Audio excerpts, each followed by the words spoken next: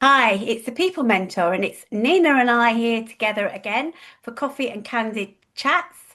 And today we're talking about the apology spiral. I don't know if you've ever noticed this with anybody. And I can remember working with a manager who was on the fast track progression, and she kept apologizing for everything, every single thing. And it was just a nightmare. She'd say something and then she'd go, "Oh, sorry, is that okay? Sorry, can I do this? Sorry." And in the end, I had to have a really candid chat about how it was affecting her. We'll talk about this later in this episode around, why we do it and what we can do to change it. But Nina, nice to have you back. Nice to see you again, Nicola. Yeah. And yeah, I've been looking forward to this session. Yeah. Since you and I were talking about what we were going to discuss on our little candid conversations, and apologising and sorry is the way to say it, was one that came up. I had like a flood of like incidents when it's happened to me, because I say it as well, but also people that I work with. Mm. And just at the moment, as you are aware, I actually facilitate the Orange Umbrella, which is a drop-in coffee morning in Bramall Village, which is SK17, the outskirts of Stockport. And this drop-in coffee morning is actually for anybody who has experienced domestic abuse. It could be that they've witnessed it. It could be that they've received it. It could be that their family members or cousin or neighbours have. So this coffee morning is for people that need somewhere safe to go. So yesterday was the third coffee morning, drop-in coffee morning in Bramall Village. And we had a number of people come in, which is that's what it's about. And it's like I say, it's a safe space. But because I knew today we were going to be discussing apologising all the time, I was so aware of it. And I would say there was five ladies that jumped out. And I know they're in a different environment. It's a safe place, but it's how they apologise all the time. Oh, I'm sorry I'm late. Oh, I just knocked my tea over. Oh, I didn't mean to do that. Didn't mean to knock you. And you just feel for them, don't you, Nicola? You do, because it's almost a learned habit going back to your childhood, I think. And I think people would say it's about confidence, but I think it goes much deeper than that. I think it's around things that have happened in your childhood where you've been made to feel like you're responsible for everything. And whilst I'm no psychologist, I think it's one of those areas where you really need to drill deep into why you're doing it. What do you think? Think it's people pleasers. Yeah. And especially with ladies, it does happen to men as well, but especially ladies of a certain age. So again, at the moment, constantly in the news, people are talking about perimenopause, they're talking about menopause, talking about it afterwards. And again, maybe because I'm a female and I know of a certain age, but I notice it more. And everybody, they're so sorry. I'm hot. I'm sorry. Can I have the window open? I didn't mean to ask. And it's a lack of confidence. It's trying to please everybody. Yeah. And it's not taking a step back and thinking of yourself. Exactly. Exactly. And that takes me back to why I love positive intelligence and what I studied, because that's about the voices in your head, that inner critic, the people pleaser element. And I am naturally a people pleaser, and it has taken me a while to stop saying sorry for everything and worrying about other people. And it's still there inherently, but I have to call it out and say, hang on a minute. I can tell you, and it's great if you can recognize that people pleaser or any inner critic voice and give it a name. And then when it starts, say, "Hey, I can hear you, you little rogue."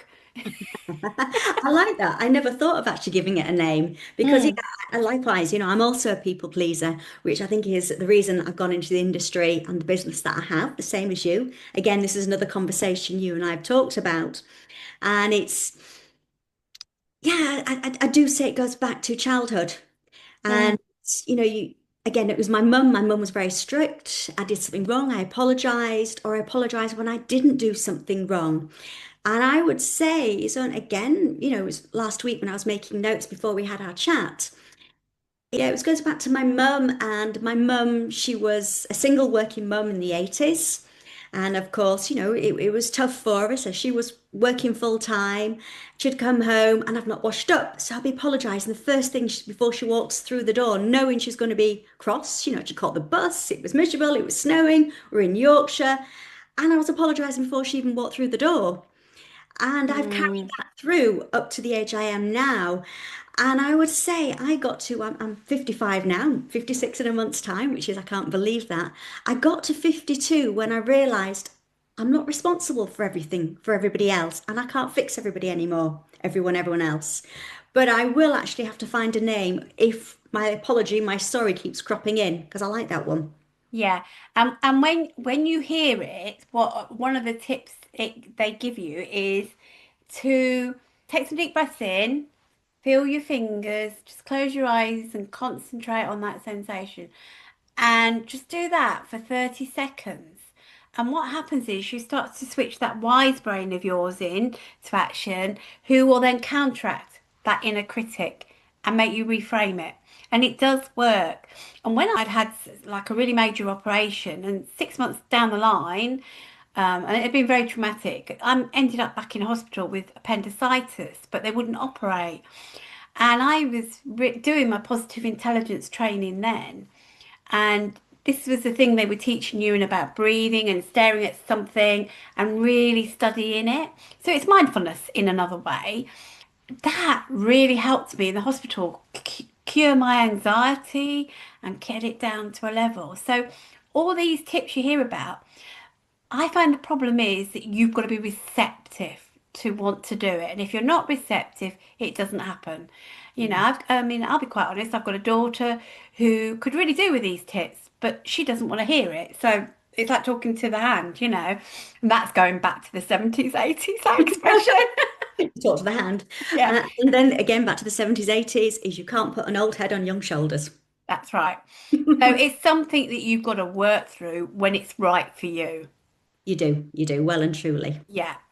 So I noticed it's more prevalent in women. I don't know about you. Yeah, I've noticed that. Again, I think because I specialize working with ladies and also the Orange Umbrella, it's ladies that come to these events. And I guess it's a lot to do with their conditioning. It's like, if you think of it, they're softer. It's their presence. It's like they say sorry as a way of making themselves smaller. The less threatening. Oh, I'm sorry, I'm late. And you watch their shoulders go down, and they go childlike. And when you see men, oh, sorry, yes, and it's back, shoulders back, and sort of like up again, and brush it under the carpet, and off they go, isn't it? Yeah, it is quite different. And especially in business surroundings, I see all the time that it's more likely to be the women that apologize and the men, as you say, just brush it off. And it's, well, this is why I'm going to do it. And if you don't like it, that's just tough. Exactly. And I'm not saying that as women, I think we need to get that male energy because I don't. I think we do it our own way, but we have to build our confidence up, which is why I think it's great working with you because that way you're going to do that. And it's also about understanding and journaling, I think, about where does this all begin so that you understand, so then you start to understand yourself better. And I think self-awareness from a leader's point of view is really critical in my view.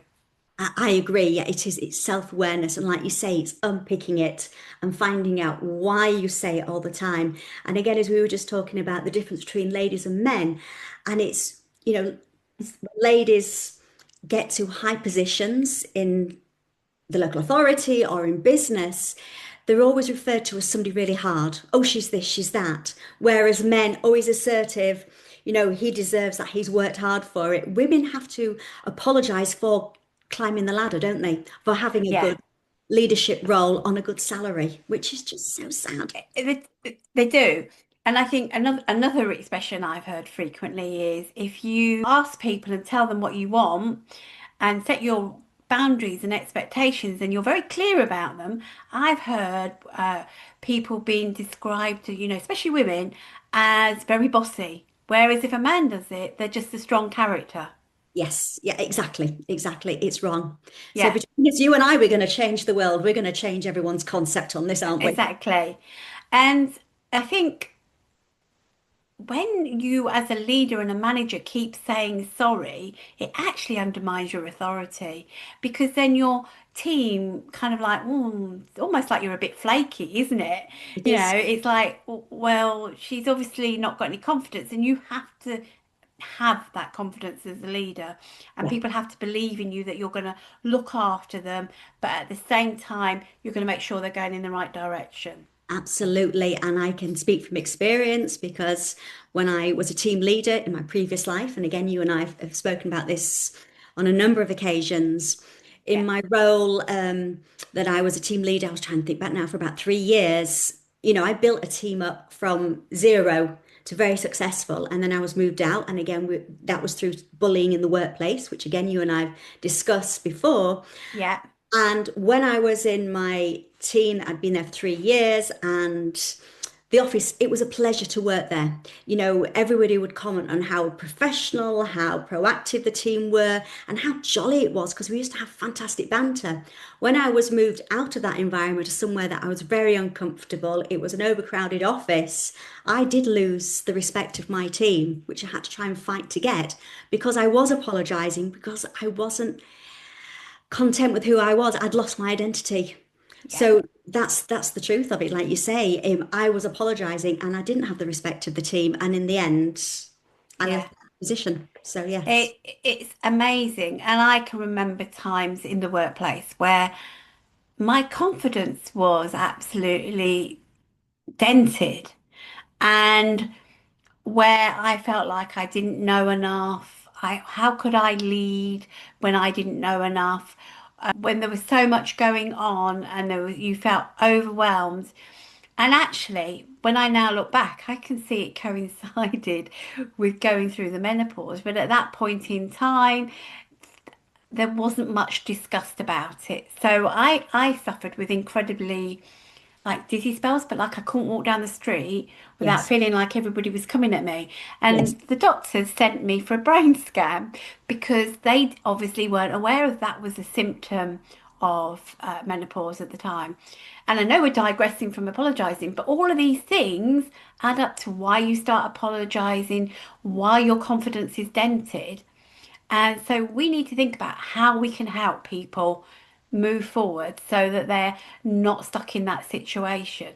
It is, it's true. And again, it's building their confidence. It's okay. And like you said, back in the day, well, it was only, say, maybe 3 years that it's okay to talk about menopause and perimenopause, Yeah, because it was, shh, can't talk, it's a naughty word, we can't talk about it. Whereas now you can talk about it. And actually, on my hearing of leaving the previous job that I talked about, it was actually on there, suffering with perimenopause was actually on the letter, which if that was put down now, they'd be in serious trouble. yeah, there would have been. Yeah, Yeah. And they exactly, should have been making allowances and exactly, working with you to support you, which is exactly, what we want to see more of in the workplace, and which is why we help employers as well with that angle. So, exactly. yeah. Yeah. So, so what sort of ideas can you come up with around how people can reframe it, how they can stop themselves, going into that continually apologizing? Right, so how can we swap it? You've got to be aware of it. You've got to be aware that you're saying it. And again, a little simple tip is maybe just holding something in your hand.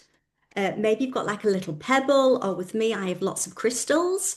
Maybe you have something little that you could put in a pocket and just maybe feel it. If, say you've got Mm. trouser pockets and you're knocking it, you could feel it and you're saying sorry and just you rub your hand against it and be aware of it.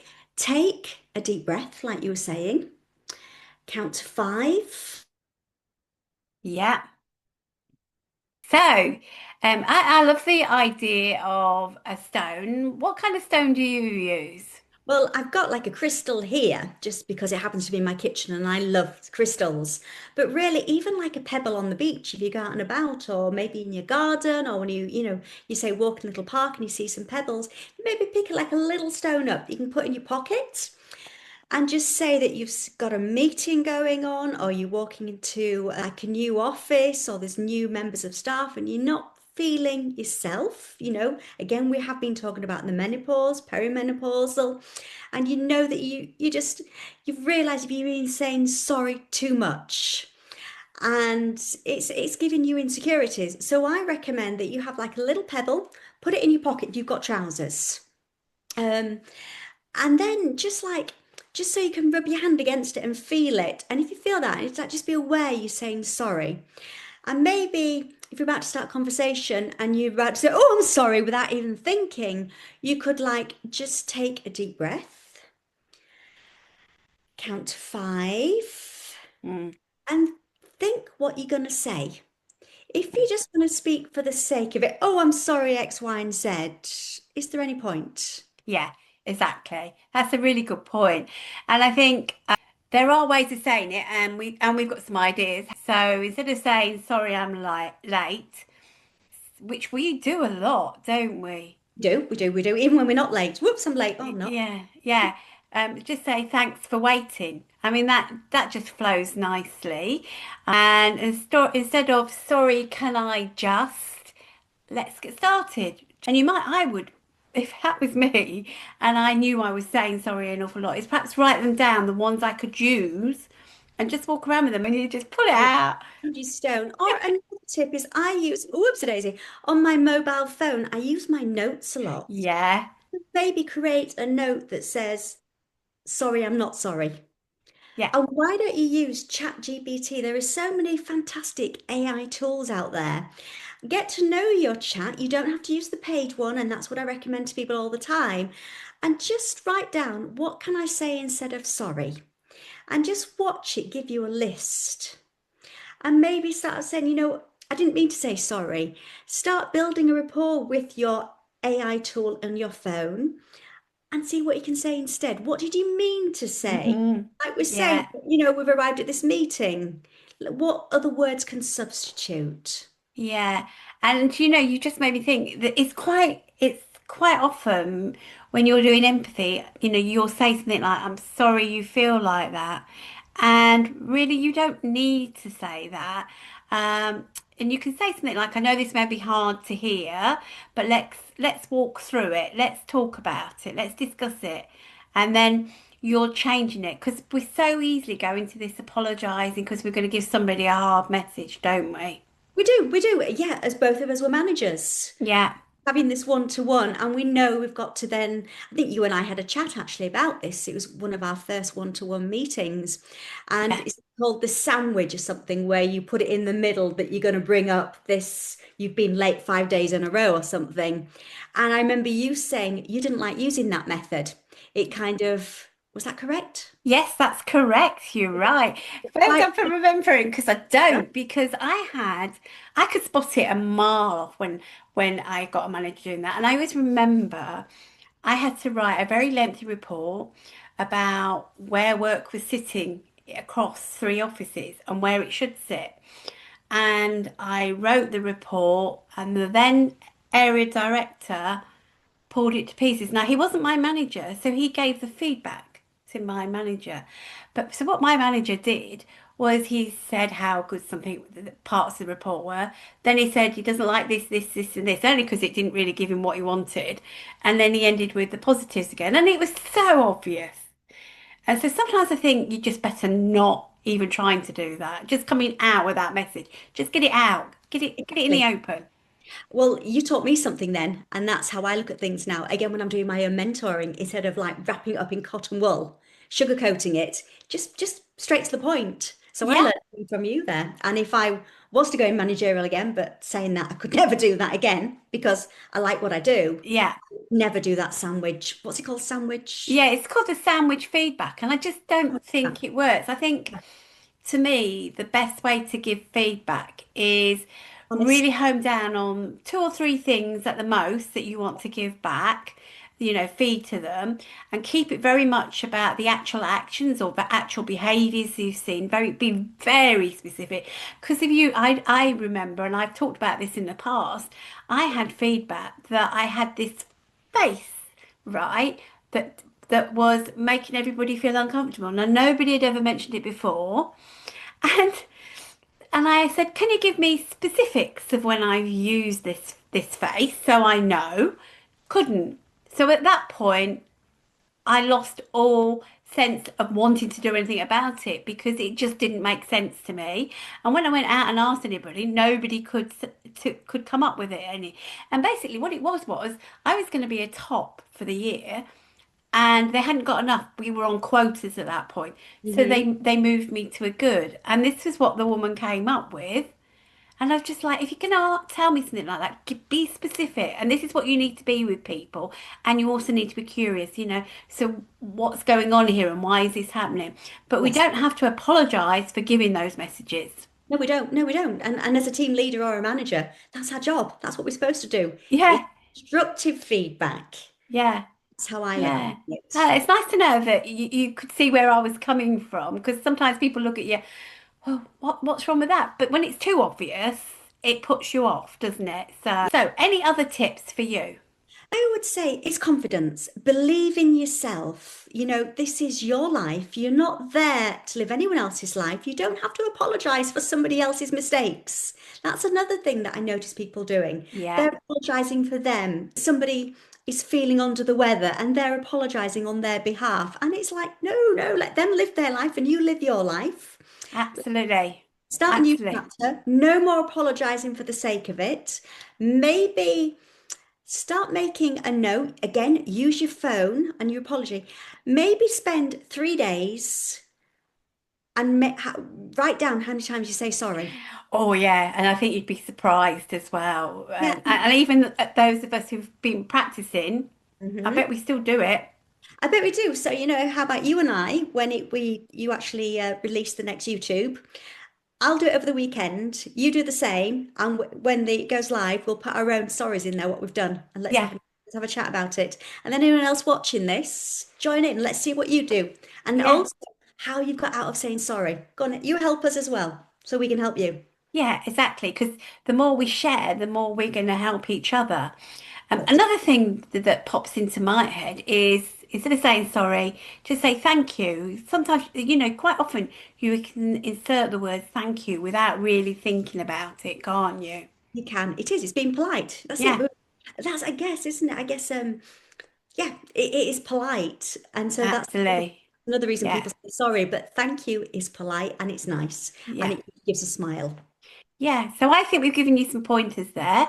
Please do share, as Nina's asked, and keep it, put bookmark it or however you keep your recording links so that you've got it to refer to. And especially if you've got a team member who's struggling, you could perhaps just share this link with them to help them. So, thank you, Nina, for another interesting chat, Thank you, and Nicola. look forward to speaking to you next week. So, we just need to sort a date out. We do, and no tractors, and that's a private joke between us. Yeah, exactly. Okay, take care. Bye, bye bye. Bye.